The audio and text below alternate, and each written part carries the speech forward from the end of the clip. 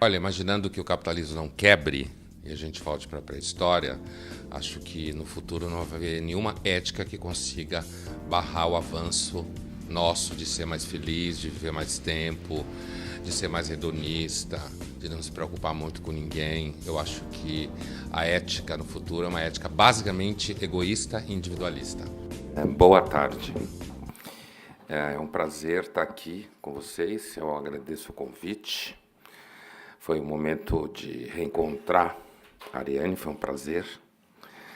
E agradeço também a oportunidade de estar aqui junto com várias pessoas que têm desenvolvido uma reflexão sobre o futuro, e também ao Silvio e à Faculdade de Administração, colega aqui. Eu, às vezes, exploro um pouco essa temática do futuro, inclusive nas minhas colunas na Folha, em alguns livros eu discuto esse tema.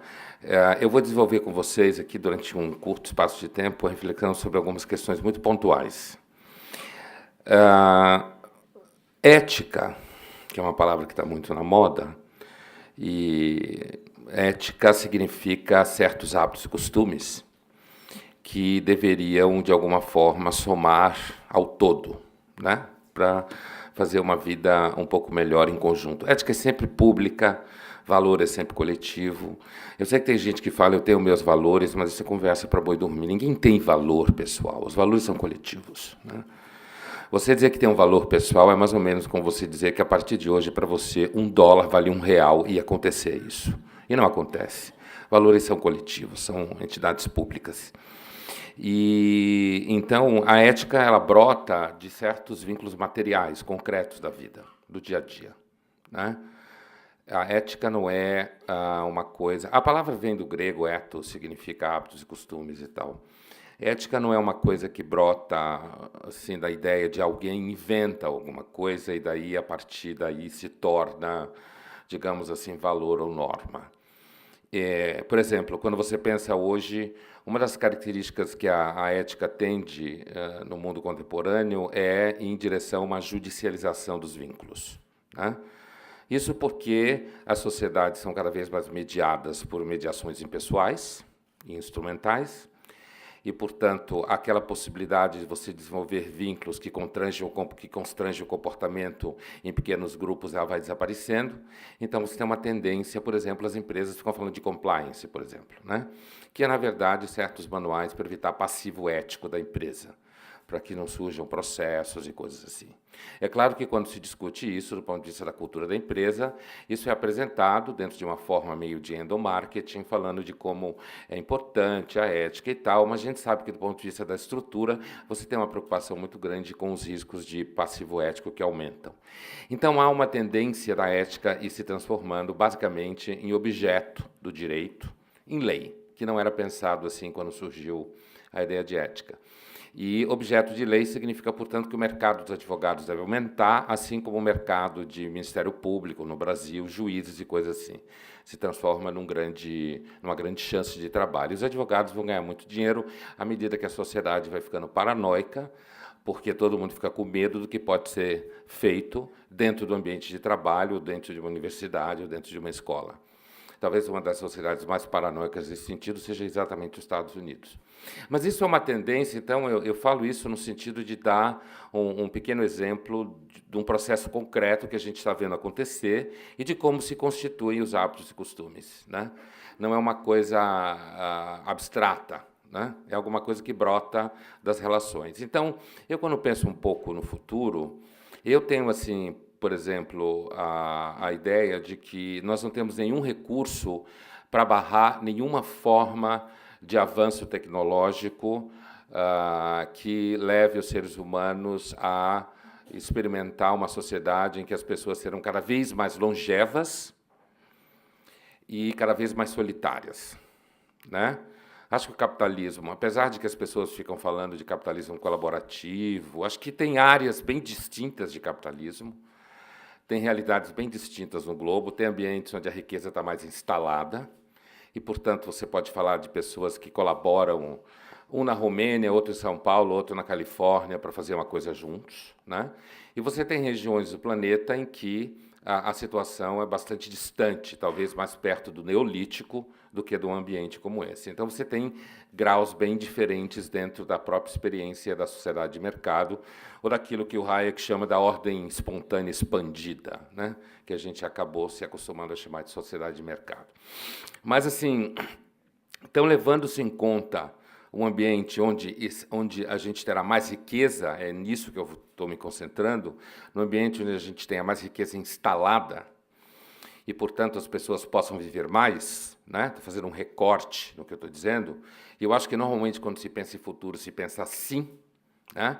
Quando a gente pensa no futuro, num ambiente como esse, a gente pensa no futuro em que a sociedade de mercado se mantém, né? Que não há nenhuma grande catástrofe nela, que é um processo contínuo de evolução. E quando eu digo evolução, eu não estou dizendo evolução para ficar melhor, estou dizendo evolução simplesmente no sentido de expansão, né? E de produção de quadros diferentes do que se conhecia. Então, mantendo-se essa situação, então eu acho que cabe o tipo de reflexão que a gente está fazendo aqui.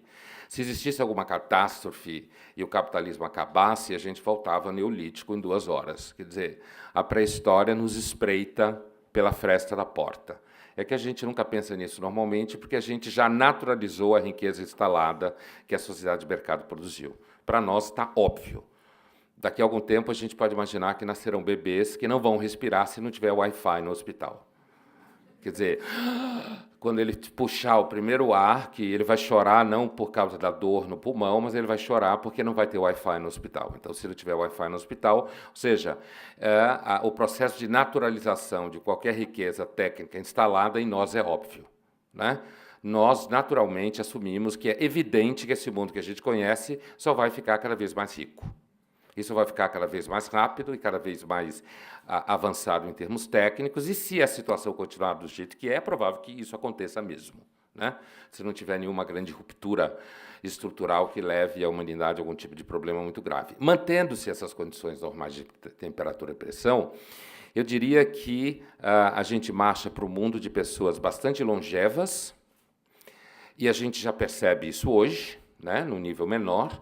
Acho que se a gente pensa em ética compreendida como preocupação com a vida coletiva, se a gente pensar em ética como algumas pessoas por aí falam, não, que recursos nós teríamos éticos para barrar o avanço da sociedade de mercado? Me parece que nenhum. Não temos nenhum recurso. Porque as pessoas são cada vez mais... Acho que o egoísmo é uma grande revolução moral moderna, as pessoas são cada vez mais egoístas, né? E quando eu digo isso no sentido de individualistas, voltadas para a própria sobrevivência, então eu vejo que já está acontecendo, por exemplo, lugares onde você tem maior longevidade são os mesmos lugares onde você tem uma tendência à queda na taxa de natalidade, por exemplo, né? Eu fiquei algum tempo comparando fertilidade feminina de mulheres religiosas e mulheres seculares, né? Religiosas de adesão estrita, como se fala, e a diferença é muito grande e crescente, né?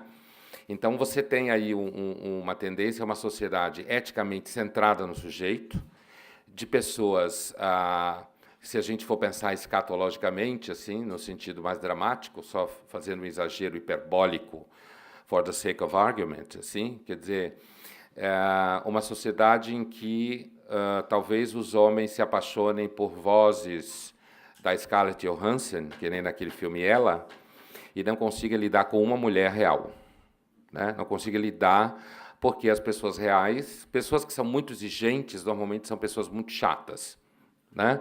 E a humanidade vai ficando cada vez mais acostumada com a riqueza, mais acostumada com essa riqueza instalada a qual eu me referia, e, portanto, vai ficando cada vez mais exigente. Ambientes onde você tem essa riqueza instalada, as pessoas diminuem a tolerância, né? Eu não acredito na ideia de que a tolerância no mundo esteja evidentemente aumentando. É claro que pode aumentar em relação a uma coisa, mas não aumentar em relação a outras. E quando eu digo intolerância, é mais ou menos aquele tipo de intolerância que se refere aos paulistas, né? Quando dizem que paulista viaja para estressar o resto do Brasil, né? O Macaco Simão fala isso, né? O José Simão. e que paulista viaja para estressar o resto do Brasil, porque paulista está acostumado a um padrão de serviço tal que ele não suporta o mesmo padrão de serviço quando ele está numa praia deserta em Alagoas. Ele exige 3 pessoas para servi-lo, né? E que as coisas estejam acontecendo na velocidade que ele precisa. Então, a relação com o tempo é uma relação material. Portanto, a relação com os valores é uma relação material. À medida em que a gente vai tendo mais possibilidade de viver uma vida que seja função das nossas escolhas, né? Eu acredito que, por exemplo, você tenha uma tendência à redução de vínculos que sejam mais duradouros. Por isso, eu acho que, apesar de todas as interações de mídias sociais e toda essa parafernália que a gente fala aí, eu acho que a gente marcha para uma sociedade em que as pessoas tendem a ser mais solitárias, mais exigentes, né? Mais difíceis de conviver. Não, elas podem até conviver com a ideia de pessoas na África sofrendo e chorar por causa daquilo, mas elas não vão suportar ninguém gritando do lado dela durante a noite quando ela quiser jantar, certo? Então é isso que eu me refiro a um processo que foi detectado, na verdade, nos Estados Unidos desde o final dos anos 70, que se passou a se chamar em psicologia social de narcisismo, né? E o narcisismo, não no sentido de patologia, como se fala na psicanálise, apesar que se partiu disso, mas o narcisismo compreendido como contrato social, como noção de direito. Eu tenho o direito de pensar só em mim, eu tenho o direito de centrar a vida nos meus desejos, e eu não sou obrigado a estabelecer nenhum vínculo que não passe pela minha possibilidade de escolha. Eu acho super... Não tenho nenhuma dúvida que não existe nenhum outro modo de produção de vida e de produção de mercadoria que possa ser melhor do que essa ordem expandida, espontânea, conhecida como mercado. Acho que não existe nenhuma outra. Não me parece existir nenhuma outra possibilidade, mas o processo de avanço da sociedade, ela vai produzindo, eu acho que os avanços tecnológicos são condições materiais que vão dando a você essa chance de uma vida cada vez mais centrada naquilo que você quer e em que você está cada vez mais querendo bancar vínculos que sejam cansativos, por exemplo, né? Então, agora você vê, por exemplo, até ontem, até dias atrás, as companhias aéreas faziam fila especial fazem ainda, né, para pessoas acima de 60, a partir de 60, mulheres grávidas, gestantes e crianças acompanhadas de adultos acompanhados de crianças até 2 anos. Para quem viaja muito sabe, quase não tem nenhuma mulher grávida, quando tem uma você pode bater uma foto, né? Crianças até 2 anos também tem pouco, e agora as companhias aéreas estão aumentando de 60 para 80 anos, porque 60 anos é quase todo mundo, e a fila dos mortais sem nenhum privilégio era cada vez menor, né? Então, uma tendência também que pode acontecer à medida em que a população vai ficando mais longeva, isso eu observo em algumas discussões em sala de aula com jovens, é o surgimento de um certo preconceito contra o que eles chamam de velhos, né? Eles falam que os velhos ocupam os espaços, são muito folgados, não respeitam ninguém, se acham o máximo, passam por cima deles, né? Eu vejo isso todo dia acontecer, eles falarem disso, não só na FAAP, como em outra universidade, na PUC, onde eu também trabalho, eu escuto a mesma coisa dos jovens falando isso, né? Então, por conta de que você começa a ter pessoas longevas ocupando espaço público, que não havia antes, e a gente sabe que certas reações digamos assim, insatisfação com determinados grupos sociais pioram com esses grupos sociais começam a circular publicamente, né? A manifestação de racismo, por exemplo, é acompanhada de quando determinado grupo racial começa a circular publicamente. Manifestação contra mulheres em ambientes públicos começam a aparecer quando mulheres começam a circular publicamente, travestis e tudo mais, né? Então, a gente está assistindo nascer um preconceito contra velhos, né? E é claro que é possível que, à medida que a tecnologia vai avançando, você consiga chegar, sei lá, aos 200 anos de idade com uma fisiologia de 25, né? Na verdade, à medida que vai avançando. Eu acho que também há uma questão aí, que você pode chegar a 200 anos com uma cabeça de 25, E se acontecer isso, também você pode sofrer de uma certa infantilização, né? Um outro tema que me parece muito interessante sobre o futuro, do ponto de vista ético, e com um olhar assim um pouco, como se chama em filosofia, negativo. Em filosofia, olhar negativo significa olhar crítico, né? Crítica significa olhar uma coisa, tentar colocar a coisa um pouco à distância para poder ter uma percepção não tão colada naquilo. Também me parece que, do ponto de vista ético, de hábitos e costumes, também há uma certa tendência à infantilidade no mundo contemporâneo que pode chegar até o futuro, né? Quanto tempo eu tenho, Mariane? 10 minutos? É que a luz não está batendo em você, eu não estou conseguindo te ver. Então, assim, então, como eu estava dizendo, uma outra característica que me parece bastante marcada, como que a gente consegue pensar isso? A gente, por exemplo, se você imaginar que, sei lá, dentro de 50 anos pode acontecer uma interação entre matéria cibernética e matéria inorgânica, vamos imaginar, e que isso significa o avanço da tecnologia cibernética, ou se você imaginar que, por exemplo, a gente pode, daqui a 50 anos, estou chutando um número, separar completamente reprodução humana de sexo, por exemplo, que você reproduza seres humanos via seleção de embrião ou síntese de certos materiais genéticos, tá? Que, portanto, a reprodução humana seja mais menos da ordem de você ser gerado quando seus pais transaram no carro, e mais da ordem de você ser gerado pela Pfizer, por exemplo, sendo que alguns já são gerados graças à Pfizer, né? Mas assim, não era exatamente isso que eu estava pensando. Eu estava pensando, de fato, que quando eu falei a Pfizer, o nome veio na cabeça, né? Mas assim, mas no sentido de a reprodução humana ser fruto de vínculos materiais, de mercado, inclusive, né? No sentido de que aquela ideia de que se pensava que a humanidade ia aperfeiçoar-se biologicamente a partir de um Estado central que iria organizar isso de forma totalitária, como na distopia do Huxley, Admirável Mundo Novo, o aperfeiçoamento material orgânico da humanidade vai acontecer a partir de forças de mercado. São as pessoas que vão escolher isso, né? E as empresas que trabalham com isso vão oferecer serviços, porque o mercado funciona identificando necessidade e oferecendo solução. A morte é uma necessidade, combater a morte é uma necessidade. O sofrimento, combater o sofrimento é uma necessidade. Veja, por exemplo, à medida que a humanidade envelhece, aumenta a casa de repouso e maternidades quebram. Por quê? E aumenta o mercado pet. Porque as pessoas também optam por cachorros, que cachorros são muito mais baratos, duram muito menos tempo e amam você incondicionalmente. E filhos não, né? Então, você tem aí...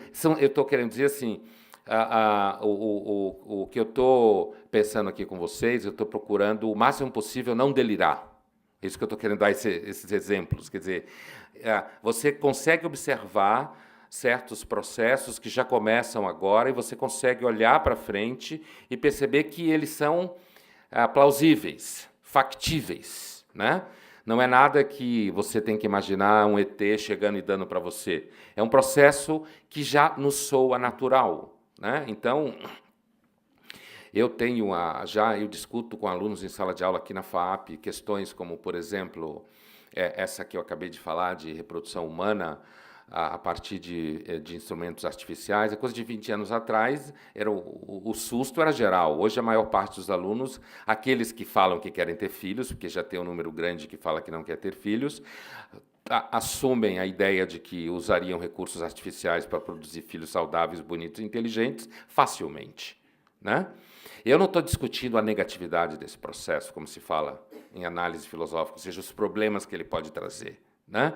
O que eu estou tentando pensar aqui com vocês é o seguinte: há uma tendência, portanto, a você ter pessoas que, pela própria possibilidade de nascer com mais saúde, né, isso as deixe empoderadas, como está na moda falar, que se sintam muito, muito ricas em potencial, né, e que, portanto, sejam muito intolerantes com qualquer coisa que as aborreça, né?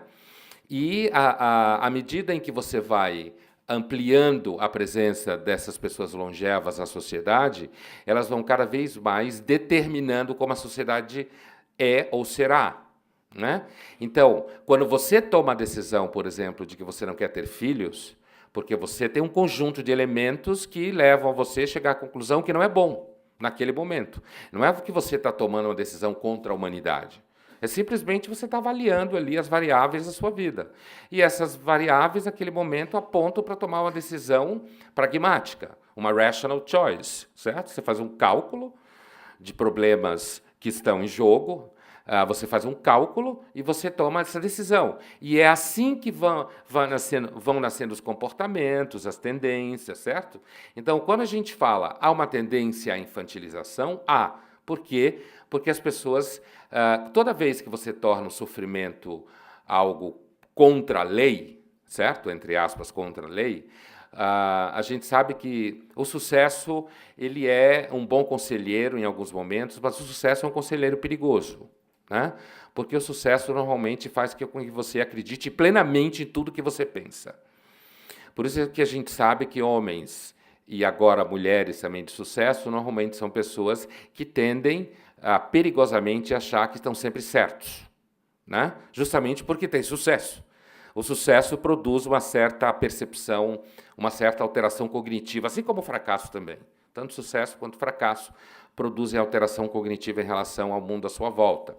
E a ideia de que nós, então, conseguimos viver cada vez mais e que a gente é cada vez mais dono da nossa vida e a gente tem cada vez mais direitos, normalmente poderá produzir, já produz, pessoas que têm mais dificuldade de lidar com o contraditório, certo? Por quê? Porque a capacidade técnica de fazer o mundo ser do jeito que a gente quer, de eliminar sofrimento, é uma tendência que faz com que a gente tenha dificuldade de lidar com o contraditório. Ou o contraditório fica parecendo alguma coisa que você pode eliminar facilmente. Né? Então, me parece que se a gente pensa em termos de ética para o futuro, e aqui eu vou amarrando essa rápida reflexão, é assim, eu acho que é uma humanidade de pessoas bastante centradas em si mesmas, com vínculos afetivos bastante efêmeros, né? Com uma tendência a investir muito na própria carreira, inclusive porque o mercado de trabalho tende a ficar altamente competitivo, né? Altamente instável e competitivo, eu imagino, pelo menos é como ele está agora. Quando eu falo com os meus alunos que têm 18, 19 anos, eles sempre, sobre futuro, mercado de trabalho, a reação deles é sempre medo, né? Tem medo. Eles têm medo porque eles são inteligentes. Eu, inclusive, às vezes fico irritado quando pessoas perguntam muito para mim: Pondé, você acha que os jovens estão prontos para fazer o mundo melhor? Eu fico irritado porque os jovens que eu conheço, e não só são meus alunos, que hoje eu me comunico com muitos jovens em muitos lugares no Brasil, inclusive jovens brasileiros fora do Brasil, os jovens que eu conheço, eles estão com medo mesmo.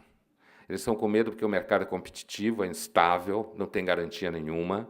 Hoje você está aqui, amanhã você pode não estar. Você sabe muito bem que você tem que cada vez mais reduzir danos e riscos e tem que se concentrar na possibilidade de viabilizar a sua vida profissional. Isso num ambiente que você também tem que dar certo afetivamente e tal. Então, eu acho que a tendência é uma sociedade de pessoas bastante, ainda que com vínculos, inclusive mediados por mídias sociais e sexo, por exemplo. Recentemente eu dava uma entrevista para uma jornalista da Deutsche Welle que ela estava chocada com o fato de que existem pessoas na Alemanha que querem exigir do Estado alemão o direito de casar consigo mesmas.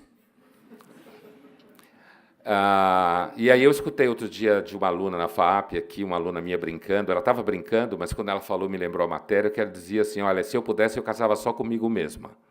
Né?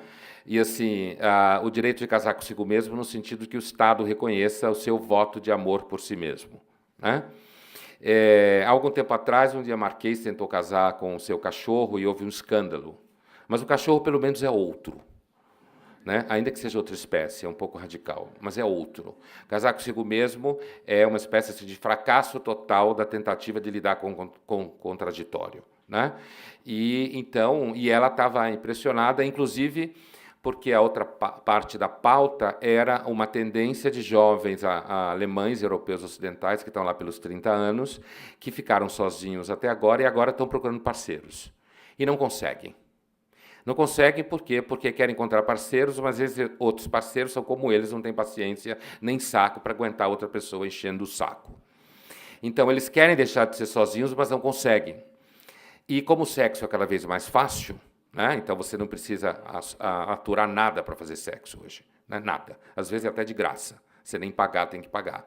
Então, o que significa é que você não precisa criar instituições para que você realize seus desejos mais imediatos.